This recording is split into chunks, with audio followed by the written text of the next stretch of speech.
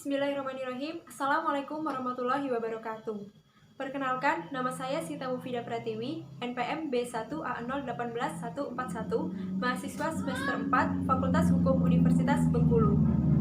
Pada kesempatan kali ini, saya ingin mempresentasikan mengenai anjak piutang. Anjak piutang ini saya presentasikan untuk memenuhi tugas dari mata kuliah Hukum Perbankan dan Pembiayaan yang diampu oleh Bapak Editya Warman, SH.M.Hum. Yang pertama yang akan saya bahas yaitu mengenai pengertian anjak piutang. Anjak piutang atau yang biasa disebut factoring merupakan badan usaha yang melakukan kegiatan pembiayaan dalam bentuk pembelian dan pengalihan serta pengurusan piutang atau tagihan jangka pendek suatu perusahaan dari transaksi perdagangan dalam maupun luar negeri.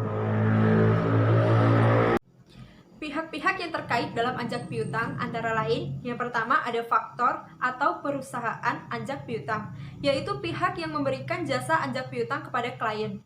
Selanjutnya ada klien atau supplier, yaitu pihak yang menerima jasa anjak piutang dan menjual barang dan atau jasa secara kredit kepada pelanggan konsumer. Yang ketiga ada konsumer atau nasabah, yaitu pihak yang memberi barang dan atau jasa dari klien dan mempunyai kewajiban berupa hutang jangka pendek kepada klien. Pihak-pihak yang terkait tersebut memiliki kewajiban-kewajiban, diantaranya kewajiban pihak faktor. Yang pertama, memberikan jasa berupa 1. Pembiayaan, berupa pembayaran di muka antara 60% sampai 80% dari nilai faktor atau pada saat piutang jatuh tempo atau maturity factoring. Yang kedua, ada non-pembiayaan, antara lain berupa pengawasan dan penagihan piutang serta penata usahaan penjualan kredit atau piutang.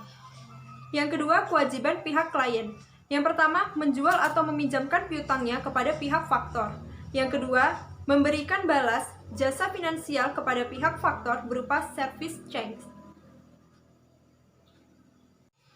Selanjutnya, jenis factoring berdasarkan jasa pelayanan yang diberikan. Yang pertama ada full service factoring, yaitu memberikan jasa secara menyeluruh baik jasa pembiayaan maupun non-pembiayaan. Yang kedua ada invoice discounting, yaitu memberikan jasa pembiayaan saja. Yang ketiga ada bulk factoring, yaitu memberikan jasa pembiayaan dan pemberitahuan kepada konsumer pada saat jatuh tempo piutang. Yang keempat, ada maturity factoring, yaitu memberikan jasa proteksi resiko piutang, administrasi penjualan secara menyeluruh, dan penagihan tanpa melakukan pembiayaan atau pemberian uang muka. Mekanisme anjak piutang. Yang pertama, konsumer membeli barang dari supplier, lalu supplier melakukan kontrak dengan faktor mengenai ketentuan transaksi, lalu supplier memberitahukan kepada konsumer mengenai ketentuan transaksi. Faktor memberikan pembayaran sebanyak 80% kepada supplier. Faktor melakukan penagihan kepada konsumer atas kewajibannya, lalu konsumer melakukan pembayaran atau pelunasan atas kewajibannya. Selanjutnya yaitu factoring internasional.